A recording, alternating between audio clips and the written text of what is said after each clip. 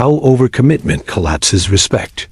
Overcommitment is a status move that presents as generosity and control, while it quietly converts commitment into exposure. Agreeing to more inputs than the system can process is an intake problem disguised as effort. The person does not experience it as excess. It feels like proof of relevance, access, and reach. Each yes seems small in isolation, while the cumulative load is invisible until it converts into delayed outputs. The social return on a promise is immediate, public, and easy to harvest. The cost is delayed, private, and difficult to display. The exchange clears in the mind as a gain. Attention is secured now. Strain arrives later alone. In environments where availability is rewarded in the moment, overcommitment appears rational because visible eagerness outruns the slow measurement of delivery. The pattern forms where demand outpaces capacity and status is attached to being in demand. Requests flow toward the person, who signals low friction and high responsiveness. Saying yes becomes a way to hold position. Gatekeepers escalate asks to the most compliant node, not the most capable one, because compliance lowers coordination costs now. Structured processes lag behind shifting needs, so informal agreements multiply to bridge gaps, and the person becomes the living buffer. This is framed as flexibility from the inside and extraction from the outside. The weight of coordination is redistributed onto one identity that is optimized for acceptance rather than throughput. The predictable unevenness of workload spikes, rushes, drop-ins, gets mapped to someone who will absorb it without negotiation, and that role rewards itself through brief hits of recognition. The person reads the smile after a promise as respect, and the handshake is loyalty, but both are simply relief that someone accepted ownership. Attention is misread as status rather than demand for labor. The absence of pushback is misread as trust rather than a calculation that failure risk can be assigned to someone else. Being copied on everything is misread as centrality rather than liability. The calendar fills and appears prestigious because it is full of names and rooms, but most of the entries are consumption points, not control points. Overcommitment gains momentum because the moment before yes is socially expensive, while the moment after yes is quiet. The urge to avoid the visible cost pushes toward acceptance. The invisible cost accrues until the account is overdrawn. Deadlines slip and trust is lost. The internal model discounts switching costs and context loss, treating each added task as an independent unit rather than a component that degrades the rest. Estimation bias collapses when multiple promises require concurrent attention, and the person rounds down every duration to a best case that does not coexist with others. The mind protects self-worth by labeling the backlog as temporary and solvable with effort, despite the structural mismatch between commitments and available hours. Signs of strain are reframed as proof of effort, which can be spent as virtue until outputs force a different view. Because the system praises visible effort, tiredness reads as dedication to the person, not as poor control to observers. The loop continues. Promise to regain status, work longer to chase it, slip again under the next stacking of requests. Their capacity is not what they claim.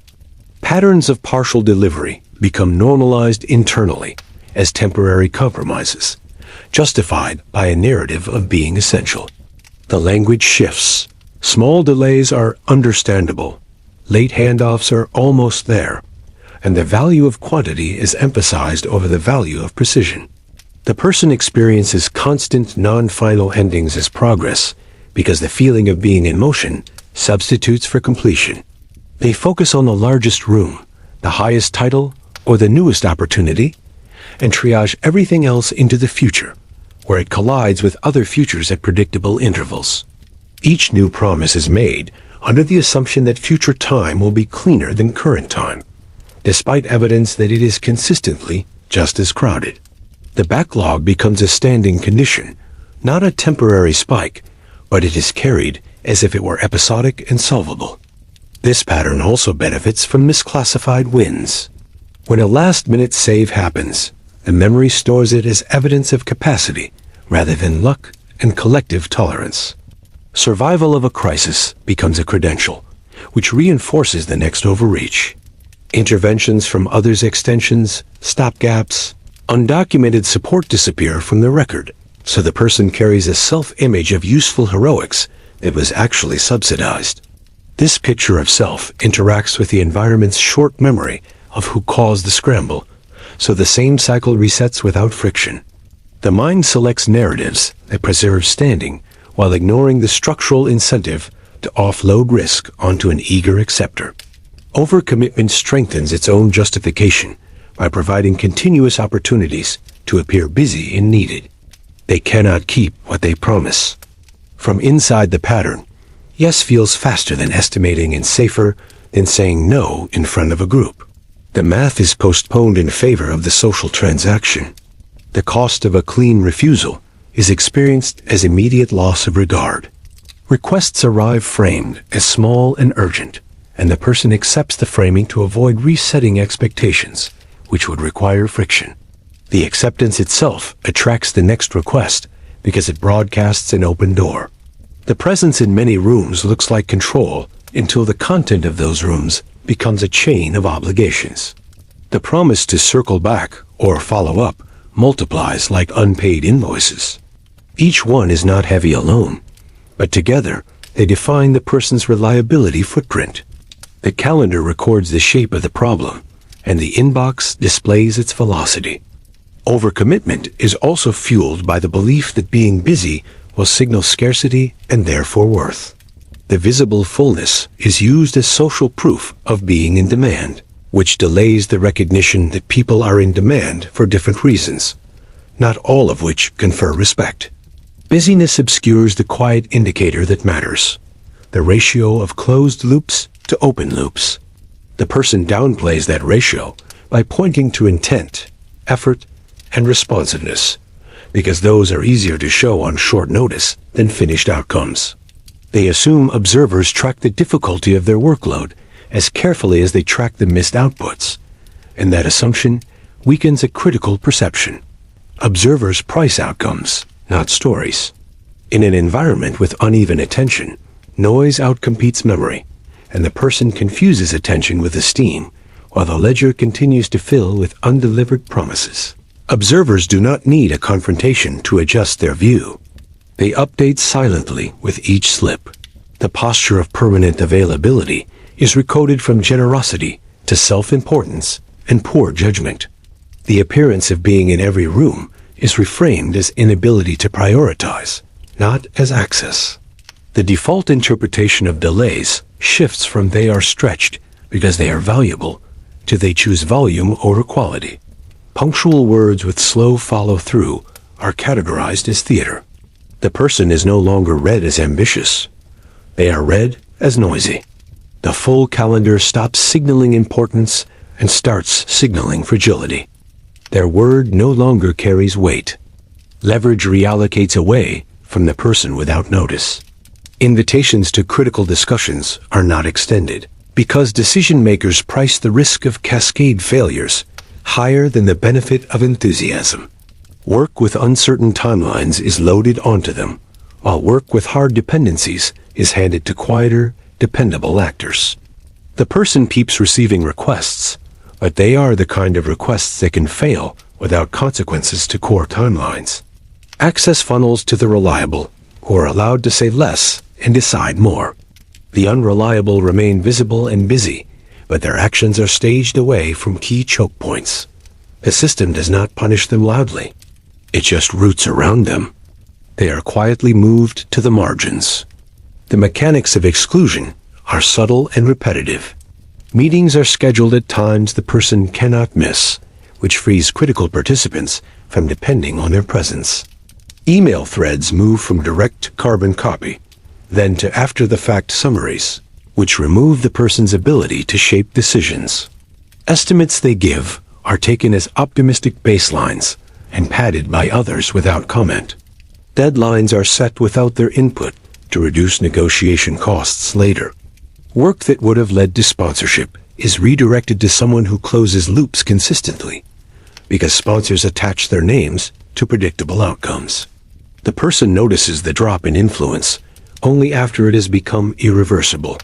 Respect erodes and does not return. The status drop does not require an incident. It is an accumulation of minor renegotiations that compress their claims about capacity into smaller, safer assumptions. People who once echoed their ideas now treat them as references rather than sources. Praise becomes perfunctory and descriptive, not endorsing or conferring power. Others explain their delays to third parties before they happen, managing around them in advance. The person's presence no longer changes the room's temperature. Decisions proceed as if they were not there. When they make a strong claim, it is received as hope, not as a plan. Their reliability discount is built into every timeline and budget. Eventually, they are used as a buffer for uncertainty and a sink for political risk. Tasks that cannot damage important relationships when they slip are assigned to them, which protects stronger ties elsewhere. Visible urgencies are pushed their way to create the appearance of responsiveness in the organization, while invisible urgencies are handled by people with control. They appear overworked and central, but authority has been sequestered out of their reach. Where they once asked for trust, they now ask for patience. The room nods and adjusts nothing important in their favor. Their escalations read as noise. Their apologies read as routine. Attention does not convert to deference. The final phase is quiet. Titles can remain in place, while power has already drained away. The person is measured by outcomes delivered on time to specification, and that record is thin. They find that even when they are free, they are not chosen. They find that even when they agree, they are not believed. They find that even when they try, they are not central. The market of regard has moved on, and it does not announce that move. The shape of their days looks the same from the outside, but the decisions are made elsewhere. The expected correction does not arrive, because no one needs to confront them for the system to function better without them. The longer the pattern holds, the more it sets. Others start to use their name as a caution when assigning ownership. Shortcuts around them become habits that survive even temporary improvements in their output. Their requests for another chance are met with courteous language and no real concessions. People lower their expectations to avoid disappointment, and that reduced expectation becomes the stable frame. Access is treated as a cost. Promises are treated as noise. The person remains in motion, but influence does not return to match that motion. The outcome locks in while the calendar continues to fill.